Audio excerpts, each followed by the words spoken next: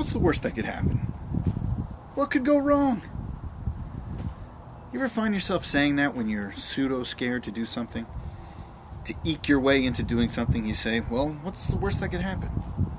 Well, I got an idea. Take it literally. If you're trying to do something that you're afraid of doing, actually write down the worst things that could happen. You'd be surprised at how much levity that will bring to the moment. Sometimes people, when they're nervous about starting a business, they say, what if I go bankrupt? What if I go homeless? What if I become a drug addict because of all the stress of being an entrepreneur, etc., etc., etc. Sometimes it helps to actually write these things down, and then you look at them and you kind of laugh, and you're like, of course that's not going to happen. Now, I'm not saying you go through this exercise over and over and over again, but sometimes it's fun, and sometimes it's a little bit reassuring. It brings you back to reality.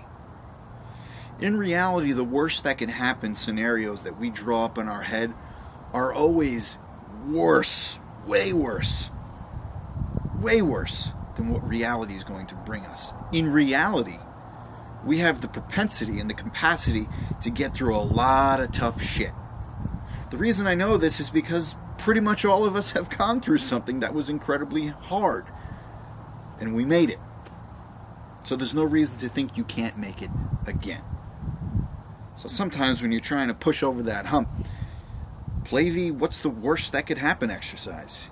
You might find that it actually works.